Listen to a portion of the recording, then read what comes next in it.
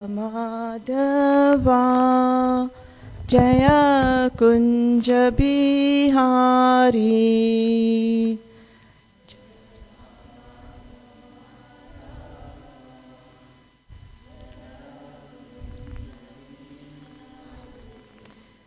जय राध माधवा जय कुंज बिहारी।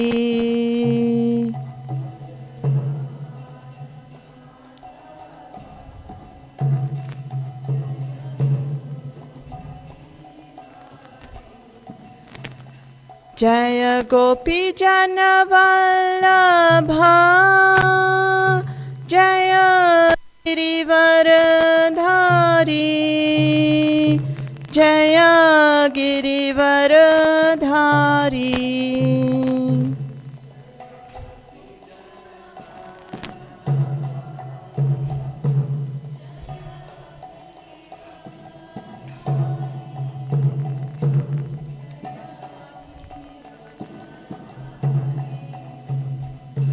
जय गोपी जन वल्लभा जय गिरिवरधारी जय गिरिवरधारी।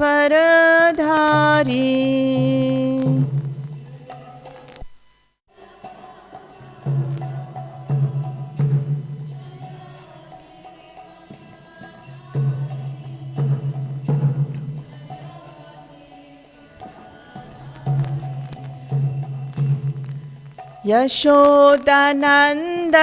व्रज जनरंजन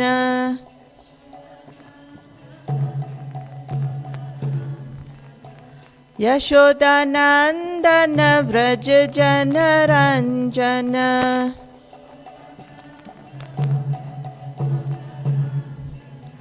जमुना तीरा वनचारी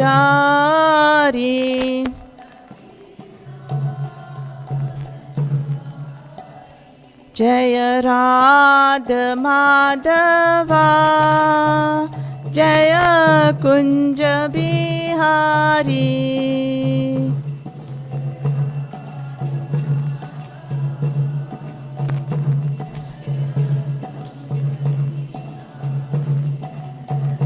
जय गोपी जन वल्लभा जय गिरिवरधारी जय गिरिवरधारी।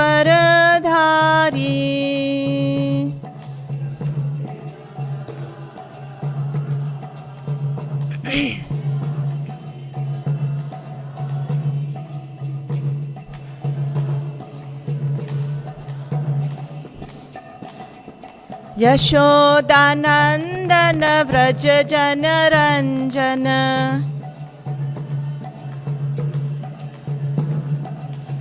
जमुना तीरा वनचारी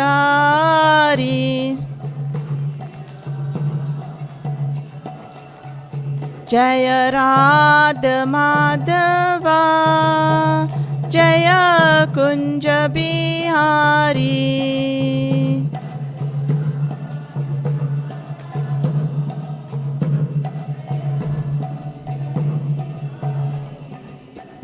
हरे कृष्णा कृष्ण कृष्ण हरे हरे हरे राम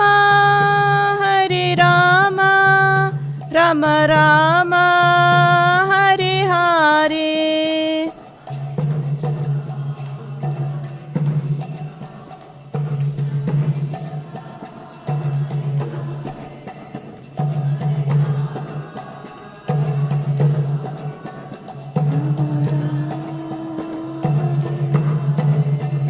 हरे Krishna Krishna Krishna Hare Hare Hare Ram Ram Ram Hare Hare.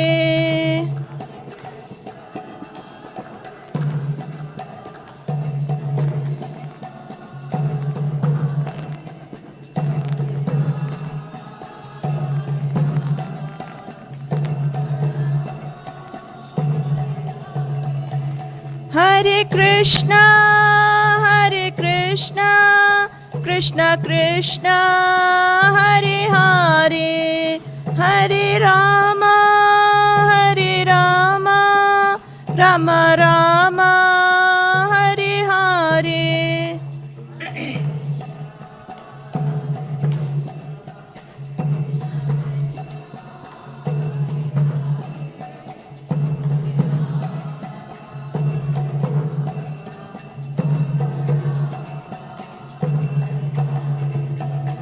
Jaya Radha Madhava Radha Madhava Radhe.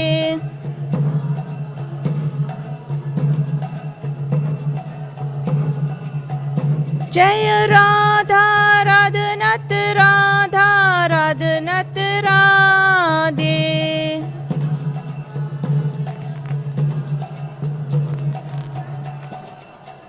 Jaya Nitai Gaura Hari Nitai Gaura Hari Gaura Hari.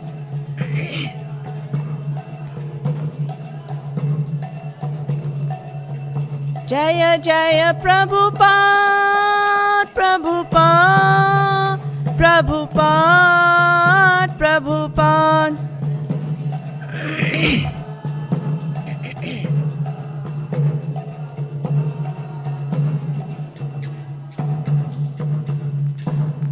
Shri Shri Radha Radhanath ki Jai, Shri Chaitanya Mahaprabhu ki Jai, Shri Giriraj Govardhan ki Jai, Srila Prabhupada ki Jai. Hare Krishna. So, welcome once again to this morning's Sunday program. We are going to read from Krishna book. It's chapter 90, the very last chapter of Krishna book. So, before we do that, let's do some invocation prayers. Om Jnana Timirandasya Jnananjana Shalakaya Chakshur Unmenitam Yena Tasmai Shri Gurave Namaha. Shri Chaitanya Manobishtam Shtapitam Yena Bhutale Swayam Rupa Kadamayam Tadati Svapadantikam. Vandeham Shri Guru Shri Yutapada Kamalam Shri Guru Vaishnavamscha. Shri Rupam Sagrajatam Sahagana Ragunatam Vitam Tam Sajivam. Sadvaitam Savadutam Parijana Sahitam Krishna Chaitanya Devam. Shri Radha Krishna Padan Sahagana Lalita Shri Vishakan Vitamscha. He Krishna Karuna Sindhu Dinabandhu Jagatpate Gopisha Gopika Kanta Radha Kanta Namostute. Tapta Kanchana Gaurangi Radhe Vrindavaneshwari Vrishabhanu Sutta Devi Pranamami Hari Priya. Pancha Kalpa Tarubhyascha Kripa Sindhu Bhaevacha Patitanam Pavanebhyo Vaishnavebhyo Namo Namaha. Jai Shri Krishna Chaitanya Prabhu Nityananda Shri Advaita Gadadhar Shrivas Adi Gaur Bhakta Vrinda. Hare Krishna Krishna Krishna Hare Hare Hare Rama Rama Rama Hare Hare. Om Namo Bhagavate Vasudevaya. Om Namo Bhagavate Vasudevaya. Om Namo Bhagavate Vasudevaya. So, Hare Krishna. We are reading from chapter 90 of the Krishna book. And this chapter is the last chapter of the Krishna book. And it's a description mainly of the residents of Dwarika. Well, we are going to be in the middle of the chapter. The first half of the chapter is where Lord Krishna and Arjuna visit the abode of Mahavishnu. So before we do that, I just wanted to recite to you some of Prabhupada's pastimes. And to what length did Prabhupada go to give us Krishna? Now, this year we are celebrating the anniversary arrival of Prabhupada in South Africa, 50-year anniversary. And Prabhupada was coming from Mauritius. So he was on a flight from Mauritius to Durban. And on that flight, sitting beside Prabhupada, obviously it was a non-smoking area, and behind him there were a few patrons that were smoking and very rowdy. So Pushta Krishna Swami was with Prabhupada at that time. And so Pushta Krishna Swami called the air hostess and asked her, to tell them to refrain from smoking. So she went and she told them. So they stopped for a few minutes, and as soon as she walked away, they continued. So it was very disturbing. So this time, Pushta Krishna Swami, he wanted to wake up because he saw that, they're not listening to the air hostess. So he wanted to wake up and, go and speak to them himself. And then Prabhupada just tapped him and he said, no, we must tolerate. So you see the extent that Prabhupada went to bring Krishna consciousness to all of us, and how grateful we have to be to Prabhupada for giving us Krishna. Now, also, earlier in Prabhupada's Leela, during the building of the Krishna Balaram temple, Prabhupada was traveling, so he would ask all the managers that were in charge of the temple, how far are you all with the temple? We want it to be ready for Krishna Janmastami. And Guru Das was in charge at that time, and he would say, Prabhupada, it's going to be ready. So when Prabhupada came, he came to Vrindavan and he saw that the temple was nowhere near ready. And, he started shouting, chastising all his leaders at that time, that you all said it's going to be ready. We want it ready for Krishna Janmastami, but it's not ready. And so, Prabhupada was not happy. He was not pleased at all. So anyway, he remained there and, he decided to, watch that project and see how it was going before he continues on his preaching mission. And then Prabhupada developed malaria. And his fever was like 104 degrees. And for 2 weeks, he hadn't eaten much. He had just taken very light prasad, but his fever was not coming down. And the devotees were very, very concerned, and they started Harinams, they started Sankirtan, chanting, so that, they could pray to Krishna to help Prabhupada get over this calamity. But in the meantime, one of Prabhupada's associates, well, not really an associate, one of the well-wishers of ISKCON, he sent a message that the governor would be arriving and he wanted to meet with Prabhupada. So then the devotees, they knew Prabhupada was so sick. How is he going to meet with this governor? And they asked Prabhupada, they approached Prabhupada that the governor wants to come and meet with you. What should we do? And Prabhupada said, send him, bring him. Because Prabhupada knew that cement at that time was very, very difficult. It was more, he said that cement was as good as gold because it was very, very difficult to procure cement. And they needed cement for the temple. So anyway, Prabhupada allowed this governor to come visit, and the devotees were so concerned that Prabhupada it took him like half an hour to even put his tilak on because he was so weak. He couldn't even put his dhoti on properly because he was so weak. And how then is he going to meet this governor? But anyway, the governor came. Prabhupada went out and regally met him, shook his hands, took him into the temple, and then Prabhupada gave a short lecture.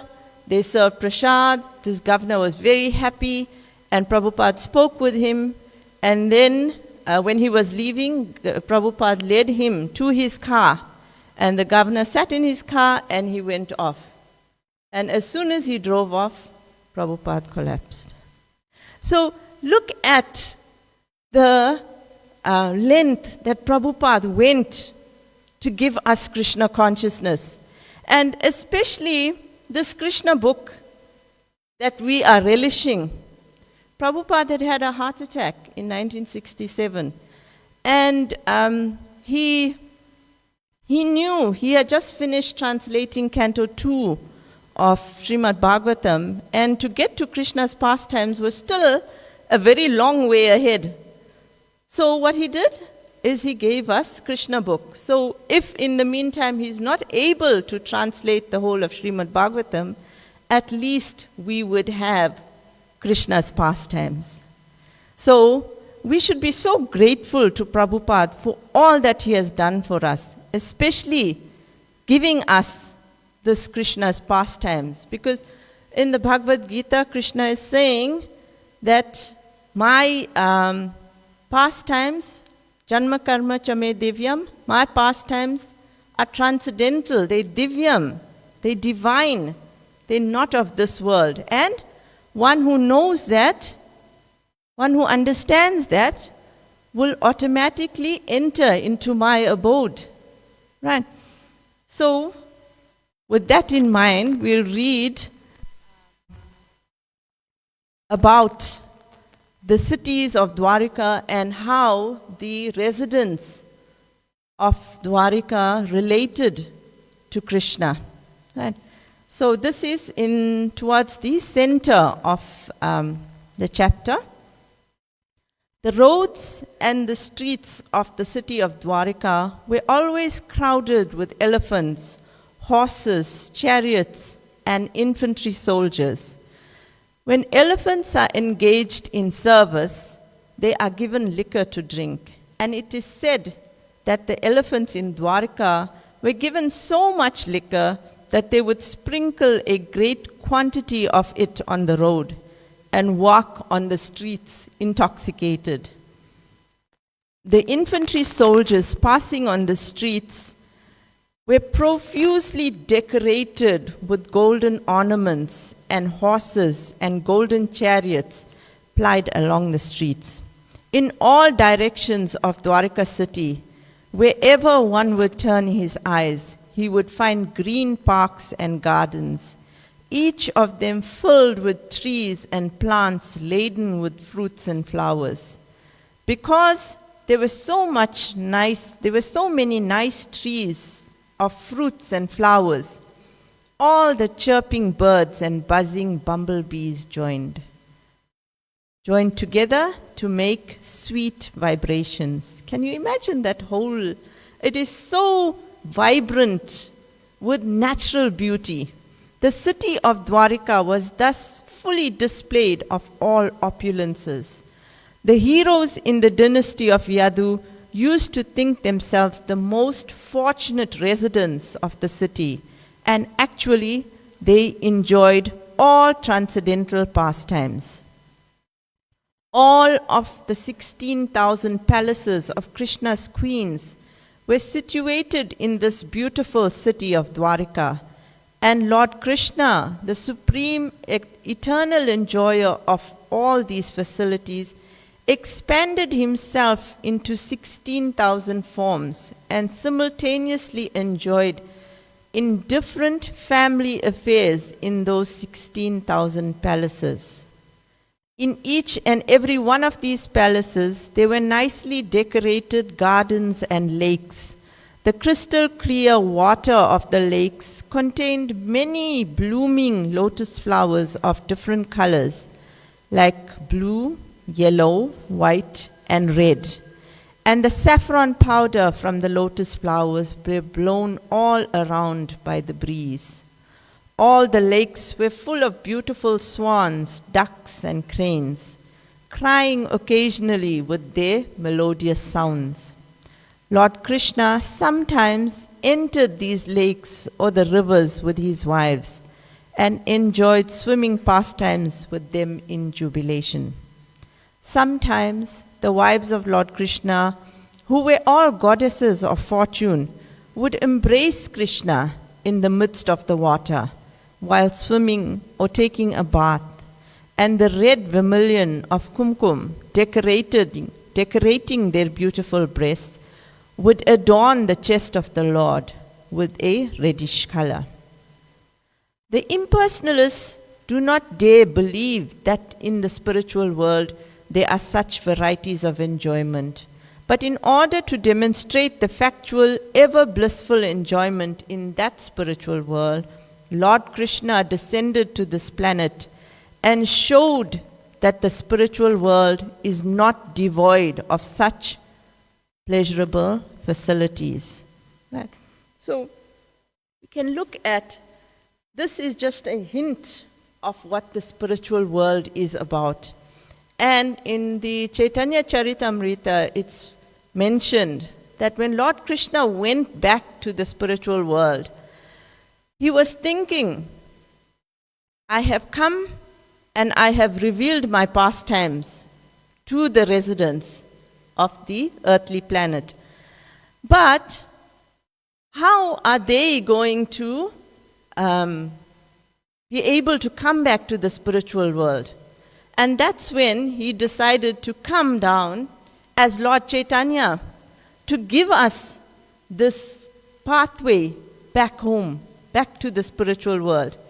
And that's how Lord Chaitanya appeared in the mood of Srimati Radharani. He was the most magnanimous, merciful incarnation of Lord Krishna, giving us the easiest way to go back home, back to the spiritual world. And that is the chanting of the holy names of the Lord. Right. So continuing, the only difference is that in the spiritual world, such facilities are eternal, never-ending occurrences, whereas in the material world, they are simply impermanent, perverted reflections. When Lord Krishna was engaged in such enjoyment, the Gandharvas and professional musicians would glorify him with melodious musical concerts, accompanied by kettle drums, mridangas, and other drums, along with stringed instruments and brass bugles, and the whole atmosphere would change into a greatly festive celebration.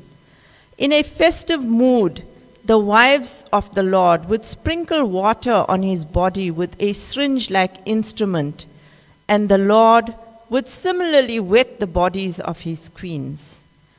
When Krishna and the queens engaged themselves in these pastimes, it seemed Shri Radha Radhanath ki jai, Shri Chaitanya Mahaprabhu ki jai, Shri Giriraj Govardhan ki jai, Srila Prabhupada ki jai. So when Krishna and the queens engaged themselves in these pastimes, it seemed as if the heavenly king, Yaksharaj, were engaged in pastimes with his many wives. Yaksharaj is also known as Kuvera and is considered the treasurer of the heavenly kingdom. Right? When the wives of Lord Krishna thus became wet, their breasts and thighs would increase in beauty 1,000 times, and their long hair would fall down to decorate those parts of the body. The beautiful flowers placed in their hair would fall, and the queens, seemingly harassed by the lords throwing water at them, would approach him on plea of snatching the syringe-like instrument. This attempt would create a situation wherein the Lord would embrace them as they willingly approached him. Upon being embraced, the wives of the Lord would feel on their mouths a clear indication of conjugal love, and this would create an atmosphere of spiritual bliss.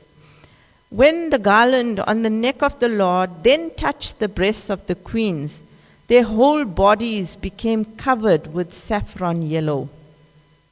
Being engaged in their celestial pastimes, the queens forgot themselves, and their loosened hair appeared like beautiful waves of a river. When the queen sprinkled water on the body of Krishna, or he sprinkled water on the body of the queens, the whole situation appeared just like that of an elephant enjoying in a lake with many she-elephants. So this whole scene that is being described, Krishna and his 16,000 wives, we should not take as some mundane experience, because this is Krishna associating with his devotees, and this is the devotion that's expressed by the queens to the Supreme Lord. After enjoying fully amongst themselves, the queen and the Lord would come out of the water, and they would give up their wet garments, which were very valuable, to be taken away by the professional singers and dancers. These singers and dancers had no means of subsistence other than the rewards of valuable garments and ornaments left by the queens and kings on such occasion. The whole system of society was so well planned that all the members of society, in their different positions as Brahmins, Kshatriyas, Vaishyas, and Sudras, had no difficulty in earning their livelihood. There was no competition among the divisions of society. The original conception of the caste system was so planned that a group of men engaged in a particular type of occupation would not compete with another group of men engaged in a different occupation. So basically here, we are speaking about the Varna Ashram system that was designed by Lord Krishna. And the Varna Ashram system has 4 social economic orders and 4 social orders, that is the Brahmins, Kshatriyas, Vaishyas, and Sudras. And each one of these would engage in activities within their order. And then we have the social orders, that is the Brahmins, the Grihastas, the Vanaprasthas, and the Sannyasis. And that is divided between society so that at each stage of their life, they're within a different ashram. In the early stages of their lives, young boys and girls would be in the Brahmachari ashram. And then they have the opportunity to enter into Grihastha life, where they take on a spouse, and they enter householder life. And then probably towards the age of 50, retirement age, they enter into Vanaprastha life, where they start slowly detaching from householder life and spend more time engaging in spiritual activities. And then the final stage of their lives, where the sannyas ashram, where they would spend their entire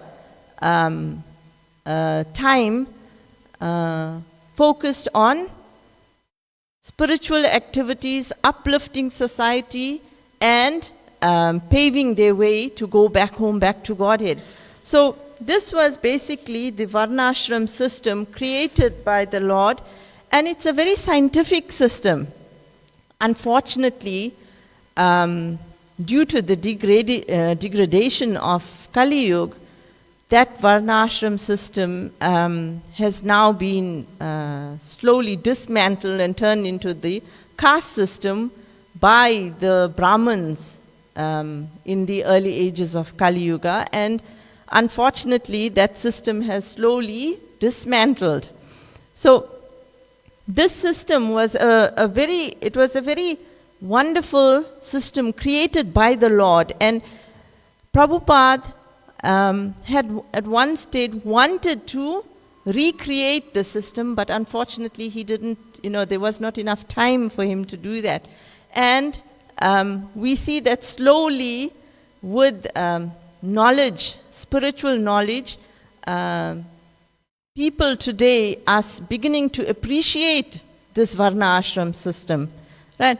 So here we see that there was no competition. People were engaged in their activities, and in that way society was content, right? So in this way, now coming back to Lord Krishna and his pastimes, in this way Lord Krishna used to enjoy the company of his 16,000 wives. Some devotees of the Lord who want to love the Supreme Personality of Godhead in the mellow of conjugal love were elevated to the position of becoming wives of Krishna. And Krishna keeps them always attached to him by this kind of behavior. Krishna's behavior with his wives, his movements, his talking with them, his smiling, his embracing, and similar other activities, which are just like those of a loving husband, kept them always attached to him. This is the highest perfection of life. If someone remains always attached to Krishna, it is to be understood that he is liberated and his life is successful. With any devotee who loves Krishna with his heart and soul, Krishna reciprocates in such a way that the devotee cannot but remain attached to him. The reciprocal dealings of Krishna and his devotees are so attractive that a devotee cannot think of any subject matter other than Krishna. So Srila Prabhupada, he was once asked by one of the reporters, "You've dedicated your entire life to Krishna. What if at the end of your life, when you leave your body, you realize that there's no Krishna? What then?" So Srila Prabhupada gave him a very apt answer. And he said, "We've dedicated our lives to Krishna. And in that process, we have the best prasadam, we have the best association. At every one of our festivals, we are chanting, we are dancing, we are enjoying ourselves. So our entire life dedicated to Krishna is enjoyment. We're enjoying ourselves. Right? So even if at the end of our life, if we find there's no Krishna, what is the loss? We've enjoyed ourselves. Right? And then he turned to him and he said, "But at the end of your life, if you see that there is Krishna, what are you going to do?" So Prabhupada was so dedicated to Krishna that he could give the most apt answers to all these querying reporters, right? So now we come to this part of Krishna book where the queens are reciprocating their dedication to Krishna.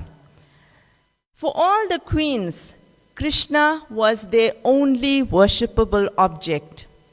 They were always absorbed in thought of Krishna, the lotus-eyed and beautifully blackish personality of Godhead. Sometimes, in the thought of Krishna, they remained silent, and in great ecstasy of bhav and anubhav, they sometimes spoke as if in delirium. Sometimes, even in the presence of Krishna, they vividly described the pastimes they had enjoyed in the lake or river with him. Some of such talk is described here, right? So, Bhav and Anubhav are very, very high feelings of reciprocation with Krishna. And it is closest to love of Godhead or prema. So these devotees of Krishna, the wives of Krishna, they were in a very, very high state of loving Krishna. And now they are reciprocating some of their remembrances. The queen said, "Dear Kurari bird, now it is very late at night. Everyone is sleeping. The whole world is calm and peaceful. At this time, the Supreme Personality of Godhead is sleeping, although his knowledge is undisturbed by any circumstance. Then, why are you not sleeping? Why are you lamenting like this throughout the whole night, dear friend? Is it that you are also attracted by the lotus eyes of the Supreme Personality of Godhead, or by his sweet, smiling, and attractive words, exactly as we are? Do these dealings of the Supreme Personality of Godhead pinch your heart as they do ours?" So this is the reciprocation now of the devotees. Now we see similar descriptions were of the gopis of Vrindavan in chapter 21. When we went through that, they were speaking about similar things to the different animal species in Vrindavan. So here now they're saying, "Hello Chakravaki." Chakravaki is a different type of bird. "Why have you closed your eyes? Are you searching after your husband, who may have gone to foreign countries? Why are you lamenting so pitiably? Alas, it appears that you are very much aggrieved. Or is it a fact that you also are willing to become an eternal servitor of the Supreme Personality of Godhead? We think that you are anxious to put a garland on the lotus feet of the Lord and then place it on your hair." Right, so now they speak to the ocean. "Oh dear ocean, why are you roaring all day and night? Do you not like to sleep? We think that you've been attacked by insomnia. Or, if we are not wrong, our dear Shamsundar has tactfully taken away your gravity and power of forbearance, which are your natural qualifications. Is it a fact that for this reason you are suffering from insomnia like us? Yes, we admit that there is no remedy for this disease. And we all want that disease, don't we? We all want that disease, that we're constantly thinking of Krishna, and we suffer from insomnia as well. Don't we all want that disease? When Lord Chaitanya was given, when Lord Chaitanya had been given sannyas initiation, and he was constantly thinking of Krishna. So then when he went back to his spiritual master and he said, "I don't know what you've given me. I can't sleep, I can't eat, I can't do anything." And what did his spiritual master say? "I wish that I have the same sickness." So we should pray for that same sickness as well. Right?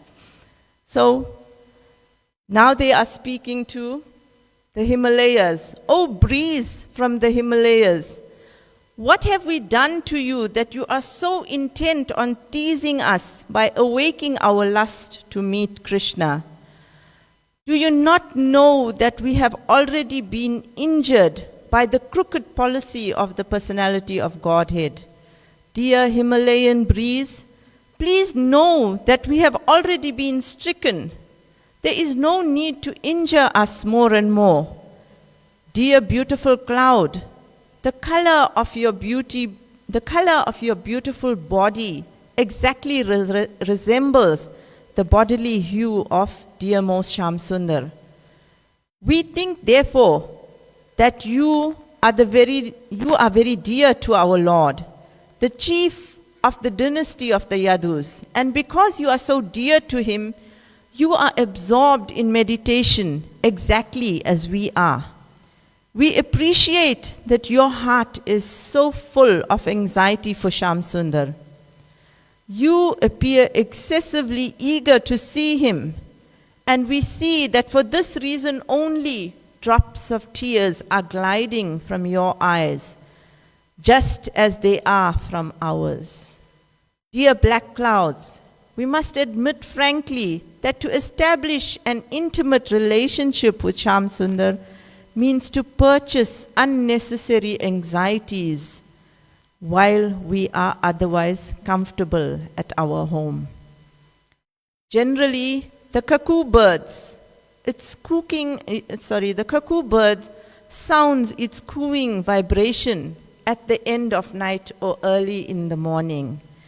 When the queens heard the cooing of the cuckoo at the very end of the night, they said, "Dear cuckoo, your voice is very sweet. As soon as you vibrate, sweet voice, we immediately remember Shyam Sundar, because your voice exactly remembers his. We must frankly admit that your voice is imbued with nectar, and it's so invigorating that it is competent to bring back life to those who are almost dead in separation from their dearmost friend. So we are very much obliged to you. Please let us know how we can welcome you or how we can do something for you." So the queens continued talking like that, and they addressed the mountain as follows. "Dear mountain, you are very generous. By your gravity only, the whole crust of this earth is properly maintained. Although, because you are discharging your duties very faithfully, you do not know how to move. Because you are so grave, you do not move hither and thither, nor do you say anything. Rather, you always appear in a thoughtful mood. It may be that you are always thinking of a grave and important subject matter, but we can guess very clearly what you are thinking of. We are sure that you are thinking of placing the lotus feet of Shyam Sundar on your raised peaks, as we want to place his lotus feet on our raised breasts. Dear rivers, we know that because this is the summer season, all your beds are dry and you have no water. Because all your water has now been dried up, you are no longer beautified by the blooming lotus flowers. At the present moment, you appear very lean and thin, so we can understand that your position is exactly like ours. We have lost everything due to being separated from Shyam Sundar, and we no longer hear his pleasing words. Our hearts no longer work properly, and therefore we have also become very lean and thin. We think, therefore, that you are just like us. You have turned lean and thin because you are not getting any water from your husband, the ocean, through the clouds. The example given herewith is the queens. The example given herewith by the queens is very appropriate. The riverbeds became dry when the ocean no longer supplies water through the clouds. The ocean is supposed to be the husband of the riverbeds, of the river, and therefore it is supposed to support them. Unless a woman is supported by her husband with the necessities of life, she becomes as dry as a riverbed. So here, these queens are comparing each aspect of nature and how it has been affected by the separation of Lord Krishna. So I'll read one more and then we can close with that. One queen addressed a swan as follows. "My dear swan, please come here, you are welcome. Please sit down and take some milk. My dear Swan, can you tell me if you have any message from Shyam Sundar? I take you to be a messenger from him. If you have any such news, please tell me. O Shyam Sundar, our Shyam Sundar is always independent. He never comes under the control of anyone. We have failed to control him, and therefore we ask you, is he keeping himself well? I may inform you that Shyam Sundar is very fickle. His friendship is always temporary. It breaks even by the slight agitation. But would you kindly explain why he is so unkind to me? Formerly he said that I alone am his dearmost wife. Does he remember this assurance? Anyway, you are welcome. Please sit down. But I cannot accept your entreaty to go to Shyam Sundar when he does not care for me. Why should I be mad after him? I am sorry to let you know that you have become the messenger of a poor-hearted soul. You are asking me not to go to him, but I am not going. Why is that? You talk of his coming to me. Does he desire to come here to fulfill my long expectation for him? All right. You may bring him here, but do not bring with him his most beloved goddess of fortune. Do you think that he cannot be separated from the goddess of fortune even for a moment? Could he not be alone without Lakshmi? His behavior is very displeasing. Does it mean that without Lakshmi, Shyam Sundar cannot be happy? Can't he be happy with any other wife? Does it mean that the goddesses of fortune has the ocean of love for him and none of us can compare to her? So, these are the different thoughts that are going through all the queens, the minds of the queens of Dwarika in separation of Lord Krishna. So we will stop here. Thank you very much once again for joining us this morning. Are there any comments and questions? Anything anybody would like to add? Hare Krishna. Hare Krishna Mataji.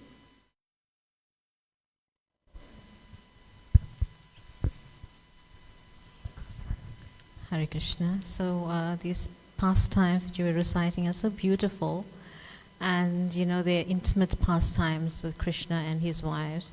And also we find Krishna and the gopis, those are the most intimate pastimes. So my comment is that Krishna is not easily available, and that is why you find that we go out preaching and not many people want to take to Krishna consciousness. So Krishna is only purchased by bhakti. This is stated in the Nectar of Devotion as well, that only bhakti can purchase Krishna and nothing else. So therefore, whatever little service we are doing, we should do it with a grateful heart and do it to the best of our ability. So in this way, Krishna will be very, very attracted by this devotional service, and he will actually bless us that we could actually go back to the spiritual world even within this lifetime. So I was just reading some excerpts from Kadambakanand Swami's books, and he was saying that whatever little service we do, we must do it with a grateful heart, and also with immaculately, so that it could attract Krishna. So thank you very much. Hare Krishna. Thank you, Mataji. Hare Krishna. Anybody else would like to add anything? Prabhu, would you like to say?